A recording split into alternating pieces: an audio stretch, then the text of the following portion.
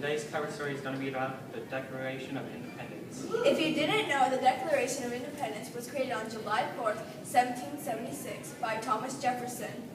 The purpose of this document was to separate the colonies from Great Britain.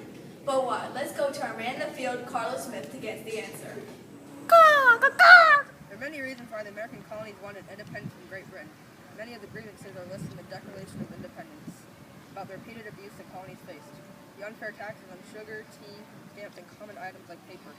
Their problem was it was without their consent, which is stated in the Declaration of Independence, for imposing taxes on us without our consent. But the farther you go along the list, the more rights the American colonies had were being harmed. Here are some lines from the document that explains how Britain was mistreating the colonies, which are in fact British citizens. We're cutting off our trade from the world.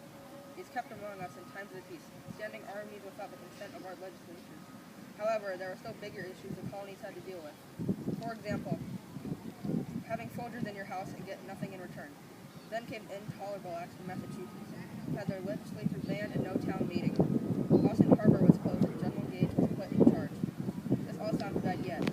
One thing the colonists were upset about was representation. None of the colonies had a representative or delegate in Parliament, so no say in any matter. Many times they tried writing to the king, like the Olive Branch petition. Sadly, they were either unread or ignored. Like it states in the Declaration of Independence, if any form of government becomes destructive of these ends, it is the right of the people to alter or abolish it, and institute new government. Well, that's it. I'm Carlos Smith. Back to you, Sarah. Thanks, Carlos. Now that we have learned about the harsh treatment of the 13 colonies, let's talk about how they respond to the abuse. In the year 1764, the Sugar Act was created. This led to smuggling the items, secret compartments on a ship, loading and offloading away from the ports to avoid paying tax. A year later, 1765, the Stamp Act was passed, so in response, they boycotted any item with a tax. The same year, the Sons of Liberty, a secret society, was formed. Then came on 1765, the Quartering Act, which they had no control over the matter. June 1767 rolled over, introducing the Townshend Acts, which led to more boycotts, and a new secret society was established, the Daughters of Liberty. Then the year 1770, which led to the Boston Massacre, a fight between the colonists and the Redcoats. Tension started to heat up, so most acts were removed, except for the Tea. The Tea Act was made, which led to the Boston Tea Party in 1773. Because of this crime, Massachusetts faced the Intolerable Acts of 1774.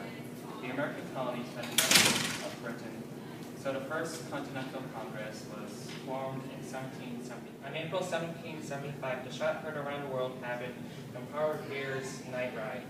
Now the colonies were getting pretty fed up of Great Britain. Thus, the Second Continental Congress was made. After that, about 4 early battles happened before the Declaration was made on July 4th, 1776, which marked the start of the Revolution, the fight for freedom and independence. The effects of the Declaration of Independence are amazing. It leads to the start of a great nation called the United States of America. Some of the ideals are listed in the Constitution, which gave the world an idea. This document paved the way for a better government and founded certain freedoms that everyone should have, and freedoms or rights that no one could take away from you. This document was very important, but for certain people, the road to independence was not easy. During the Revolution, many people lost their lives. What was most heartbreaking was the families were getting separated. Brothers and fathers off to fight the war that they may not return from. Family members being held captive, or are you a loyalist or a patriot? That was the main question people faced during this time. Thankfully, we are now the United States of America, a wonderful country. Well, that's it for today, Big Colonies. I'm John Katsuma. And I'm Sarah Clark, and we'll see you next week on American Colonies Action News. Give it another show next week. Oh, goodbye!